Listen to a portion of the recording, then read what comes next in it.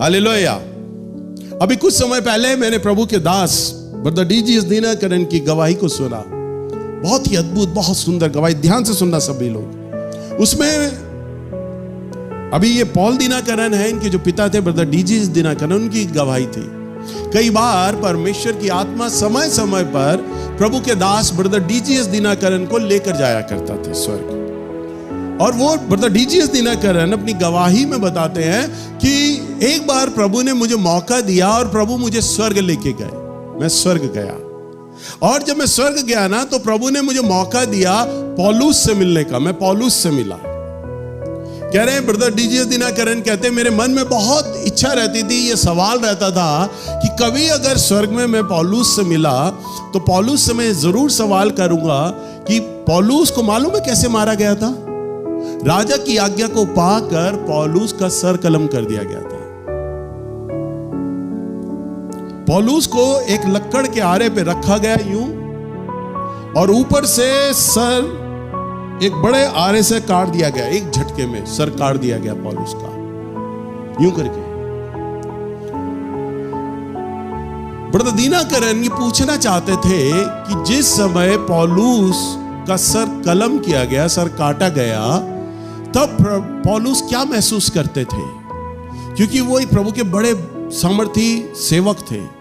वो जानना चाहते थे। प्रभु ब्रदर डीजीएस दिनकरन कहते हैं, मेरे हृदय में इच्छा थी कि मैं पौलुस के बारे में जानूं, और पौलुस से प्रभु ने पौलुस से मिलाया। और जब पौलुस से ब्रदर डीजीएस दिनकरन मिलते हैं, तब ब्रदर डीजीएस दिनकरन ये सवाल करते हैं, पौलुस भाई, जब आपका सर कलम किया जा रहा था, उस वक्त आपको क्या महसूस हुआ था? आपको क्या लग रहा था? डर लग रहा था या प्रभु की शांति थी? क्या था? वो कहते हैं जैसे ही मैं आरे पे जब रखा गया, पौलुस ने बोला ब्रदर दिनकरन को कि जब मैं आरे पे मेरा सर रखा गया, मेरे सामने प्रभु यीशु मसीह खड़े हो गए।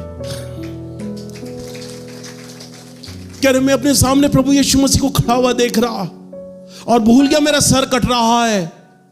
कह रहे और कब आया मुझे पता ही नहीं चला, मेरा प्राण निकल गया, मेरी गर्दन कट गई, मुझे पता ही नहीं चला। प्रभु ने मेरा हाथ पकड़ा और मुझे स्वर्ग ले गए। कह रहे मुझे पता ही नहीं चला मेरे सर कब कट गया, पता ही नहीं चला, क्योंकि मेरे सामने मेरा प्रभु खड़ा था, मैं उसे देख रहा था। और ये बात मैं स्टीफन के लिए भी गारंटी से कह सकता हूं, जैसा सेम पौलुस के साथ हुआ ना, स्टीफनस के साथ भी वही चीज हुआ।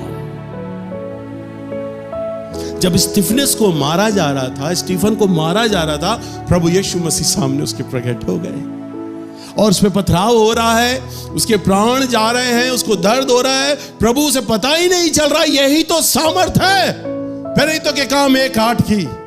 जब पवित्र आत्मा आएगा तुम्हें सामर्थ्य देगा। वो सामर्थ केवल वरदानों को पाने के लिए नहीं, आश्चर्य कर्म करने के लिए नहीं, दुख को झेलने के लिए सामर्थ्य देता है, समस्या को झेलने के लिए वो सामर्थ्य देता है, कलेशों को झेलने के लिए वो सामर्थ्य देता है। वो कहता है देखो मेरे बच्चों, मैं न कभी तुम्हें छोड़ूंगा न त्यागूंगा, मैं तुम्हें अनाथ नहीं छोड़ूंगा, मैं सदा तुम्हारे संग रहूंगा।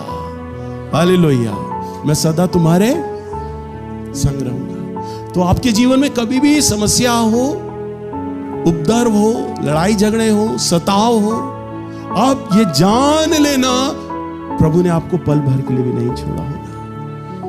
यही तो वो सामर्थ है जो पवित्र आत्मा आप पा चुके होगे ना, तब उसका आश्चर्य कर्म आपको देखने को मिलेगा।